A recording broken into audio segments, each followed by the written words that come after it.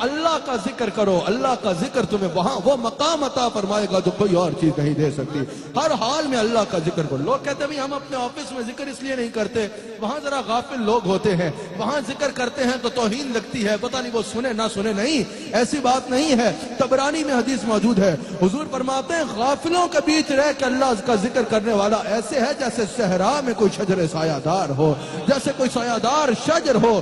غافلوں میں بیٹھ کے اللہ کے ذکر کرنے والے کی یہ مثال ہے، یہ مثال ہے۔ بخاری میں یہ حدیث موجود ہے، حضور علیہ السلام ارشاد فرماتے ہیں کہ اللہ کے کچھ فرشتے ایسے ہیں جو زمین پہ چکر لگاتے ہیں، زمین پہ چکر لگاتے ہیں۔ ان کی ڈیوٹی ہے کہ وہ زمین پہ چکر لگائیں اور مجالس ذکر تلاش کریں۔ آج ہم یہاں مجلس ذکر سجا کے بیٹھے ہیں، یقین ہے اللہ کی رحمت کا یہ ساری حدیث کا معاملہ انشاءاللہ ہمارے ساتھ بھی ہو رہا ہے انشاءاللہ۔ حضور فرماتے ہیں ان کو کہیں مجلس ذکر ملتی ہے، وہ دوسروں کو آواز لگاتے ہیں، وہ فرشتے دوسرے فرشتوں کو آواز لگاتے ہیں، آج جو تم ڈھونڈ رہے ہو وہ یہاں موجود ہے۔ وہ سب فرشتے وہاں اکٹھے ہو جاتے ہیں، مجلس کا منظر دیکھتے ہیں اور اللہ کی بارگاہ میں جاتے ہیں، عرض کرتے ہیں یا اللہ تیرے کچھ بندے ہم نے اس حال میں پائے کہ وہ تجھے یاد کر رہے ہیں، تیری آرزو میں تڑپ رہے ہیں، تیرا ذکر کر رہے ہیں، تیری جنت کی خواہش کر رہے ہیں اور جہنم سے پناہ مانگ رہے ہیں۔ اللہ پوچھتا ہے کیا انہوں نے جنت کو دیکھا ہے؟ کہا نہیں یا اللہ دیکھا نہیں بلکہ تیرے حبیب سے سنا ہے، تیرے حبیب سے سن کے اس کی چاہت کر رہے ہیں۔ کہا کیا جہنم کو دیکھا ہے؟ کہا نہیں تیرے حبیب سے سن کے اس سے پناہ مانگ رہے ہیں۔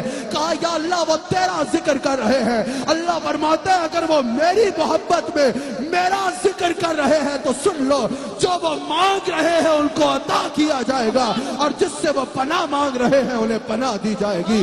اگلی بات سنو، فرشتے کہتے ہیں یا اللہ ان کا تو معاملہ ٹھیک ہے، ایک بندہ تھا وہ مجلس ذکر میں تو موجود تھا لیکن وہ ذکر کی نیت سے نہیں آیا تھا، ذکر کی نیت سے نہیں آیا تھا۔ جیسے یہاں ہم ذکر کر رہے ہیں، کوئی گزر رہا ہو دیکھنے کے لیے کھڑا ہو جائے کہ یہ کیا کر رہے ہیں، یا یہاں کسی سے کام ہو اس کے انتظار میں کھڑا ہو جائے کہ وہ مجلس ذکر سے نکلے تو میں اس سے بات کروں۔ فرشتے کہتے ہیں یا اللہ ایک بندہ ایسا تھا مجلس ذکر میں تو موجود تھا لیکن ذکر کی نیت سے نہیں آیا تھا، اس کے لیے کیا حکم ہے؟ اللہ نے فرمایا میرے ذاکرین میں آ تو گیا تھا، گواہ ہو جاؤ ہم نے اس کا بھی بخش ڈالا۔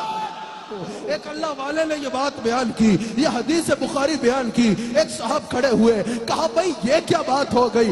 دوائی کھانے کا فائدہ ہے، دوائی دیکھنے کا تو کوئی فائدہ نہیں، جو ذکر کر رہا ہے اس کی بخشش تو سمجھ آتی ہے، جو ویسے دیکھنے کے لیے کھڑا ہو گیا اس کی بخشش کس کھاتے میں ہوگی؟ آپ نے فرمایا بیٹھ جاؤ۔ اپنے خادم کو کہا مجھے پنکھا جھولو، خادم پنکھا جھولنا شروع ہو گیا۔ کہا تجھے ہوا آ رہی ہے؟ کہا ہاں خوب آ رہی ہے۔ کہا نوکر میرا ہے، پنکھا مجھے جھول رہا ہے، تجھے ہوا کیوں آ رہی ہے؟ کہا آپ کے پاس بیٹھا ہوں۔ کہا جب پنکھا اتنا فیاض ہے کہ پاس والے کو خالی نہیں چھوڑتا، تو نے اللہ کو کیا سمجھ رکھا؟ مبارک ہو اور پیر محل میں آنے والوں اور دادا کے مزار پہ جانے والوں اور خواجہ کے مزار پہ جانے والوں اور خواجہ عبد الکریم کے مزار پہ جانے والوں اور غوث اعظم کے مزار پہ جانے والوں، مبارک ہو ان کے مزار پہ جانے والوں جو رحمت اللہ کی علم پہ برستی ہے، تمہاری جھولی بھی انہی رحمتوں سے بھری جاتی۔ یہی تو کسی نے کہا کہ اٹھ فریدا ستیا تے میلہ ویکھن جا، اٹھ فریدا ستیا تے میلہ ویکھن جا، مت کوئی بخشا مل جاوے تو بھی بخشا جا۔ سبحان اللہ، مت کوئی بخشا مل جاوے تو بھی بخشا جا، اور یہ بھی بخشے ہوتے ہیں۔ اللہ نے کہا نا الا ان اولیاء اللہ لا خوف علیہم ولا هم یحزنون۔ قبلہ حاجی صاحب تفسیر مفسرین نے کی، کہا خوف انسان کا اپنے لیے ہوتا ہے اور حزن یعنی غم کسی اور کے لیے ہوتا ہے۔ خوف یہ ہوتا ہے کہ مجھے تکلیف نہ ہو، غم یہ ہوتا ہے کہ میرے یار کو تکلیف نہ ہو۔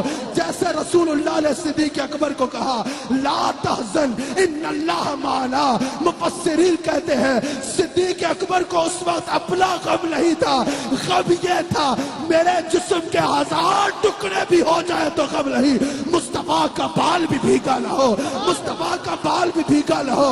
غم اپنے لیے ہوتا ہے، خوف اپنے لیے ہوتا ہے اور غم کسی اور کا ہوتا ہے۔ اللہ نے فرمایا الا الا اولیاء اللہ خوف علیہم ولا هم یحزنون، خبردار یہ جو اولیاء اللہ کی جماعت ہے ان پر کوئی خوف نہیں اور نہ ہی یہ غمگین ہوگے۔